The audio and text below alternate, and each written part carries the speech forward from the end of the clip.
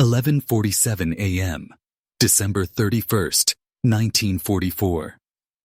20,000 feet above the North Sea, Captain Glenn Rojon feels his B-17 shudder like it's been hit by a train. Not flak, not turbulence. Something heavier, violent, metallic, wrong. He looks down and sees another flying fortress rising into him from below. For one stunned second, it doesn't make sense. B-17s don't rise into each other unless the formation is already breaking apart. But that morning, the bomber stream had been hammered. German fighters had scattered the defensive boxes. Flak smoke had turned visibility into guesswork, and gaps kept opening where bombers had dropped out. Lieutenant William McNabb, flying low, had been climbing to fill one of those gaps, trying to tighten the box back up before the fighters returned. He climbed into the exact wrong slice of air. Metal slams into metal. Propeller blades from the lower bomber carve upward through the belly of Rojon's aircraft. The top turret area becomes a tearing, grinding point of impact. Hydraulic fluid sprays across the cockpit. Electrical systems spark and die. Instruments flicker. The entire airframe lurches sideways so hard that Rojon's stomach lifts. And then the worst part happens. They don't separate. The two bombers lock together, one riding piggyback on the other like a nightmare version of a single aircraft. Rojon pulls back on the yoke, and the controls feel wrong, heavy and delayed, like he's trying to steer a collapsing building. His co-pilot, William Leake, braces his boots against the instrument panel and pulls too, because the joined weight of two fully loaded B-17s is dragging them toward a dive. Rojon glances down through torn flooring where there should be nothing but structure and empty air, and sees McNabb's cockpit below him. Two windshields, two sets of seats, two aircraft fused into one grotesque 8-engine monster that was never mean, itty to exist. The combined machine starts losing altitude, 100 feet per minute, then 200. The altimeter unwinds like a clock that only counts down. Rojon taps rudder. Some response, but weak. Elevators barely work. Control cables have been severed somewhere in the collision. Every input is mushy, delayed, unpredictable. Outside, the formation keeps moving. It has to. 100 bombers had gone in on Hamburg that morning, facing fighters and heavy flak. They'd already lost aircraft before this collision even happened. Nobody can slow down and circle. Nobody can hover and help. The war doesn't pause because you've just become an accident. Then smoke starts crawling up from below. At first it's a thin smear. Then it becomes black, oily, thick enough to stain the air. The lower aircraft is burning.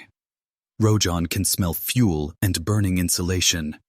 He hears sharp popping, ammunition cooking off in the fire, rounds detonating in heat like violent popcorn.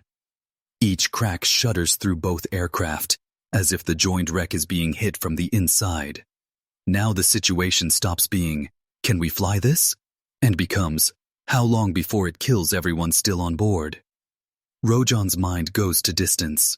England is far, 70 miles of cold sea and winter air, and that's for a single damaged bomber. Two locked together, burning, leaking, with controls half alive? The math is cruel.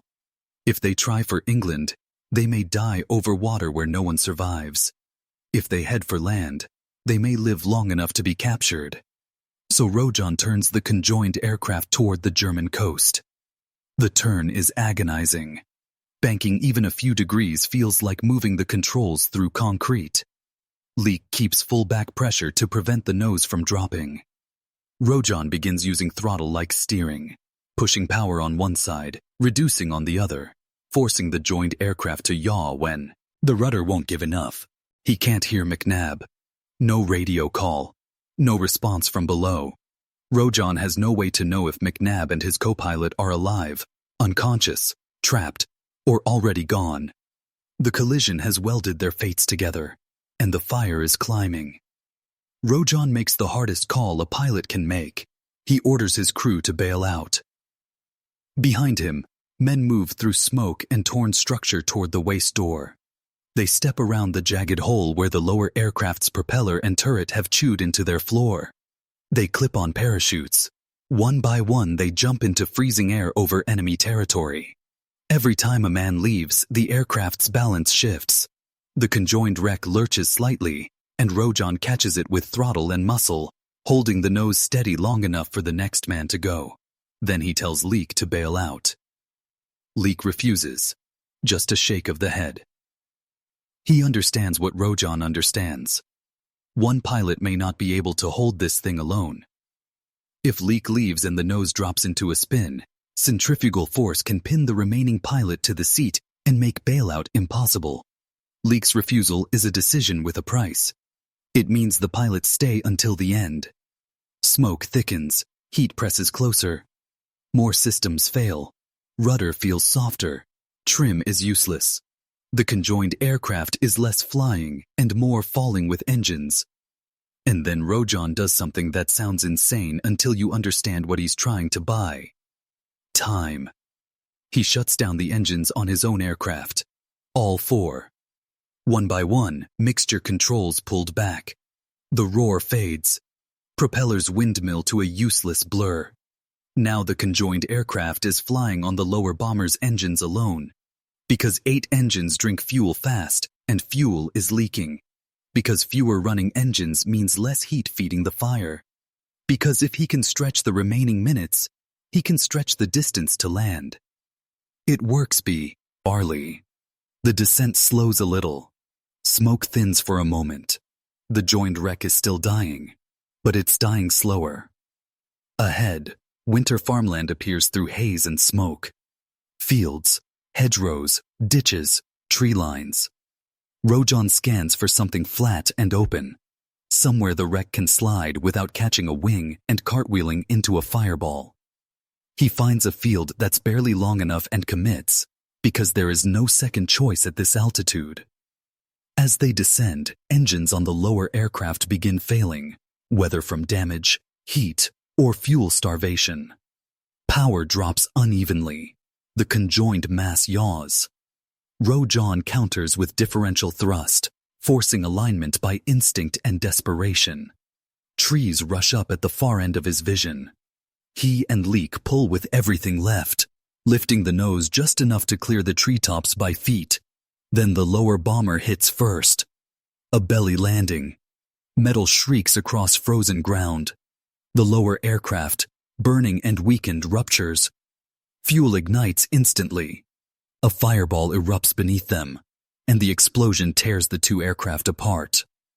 Rojan's bomber is thrown clear, briefly airborne for a heartbeat, then slammed down nose first. It skids across the field in sparks and debris, shedding engines and wing sections, and finally grinds to a stop, shattered, smoking, but not instantly consumed. Inside the forward section, Rojan and Leek are still alive, hands locked on the yoke, legs shaking as they pull their boots off the panel.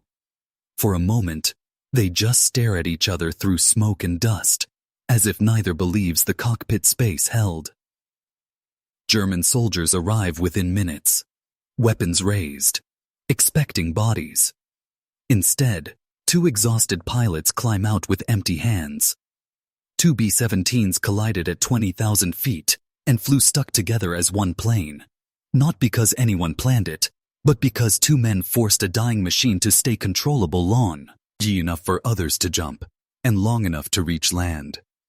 Sometimes, that's what survival looks like in the bomber war. Not victory, not escape. Just one more minute of control before gravity collects you.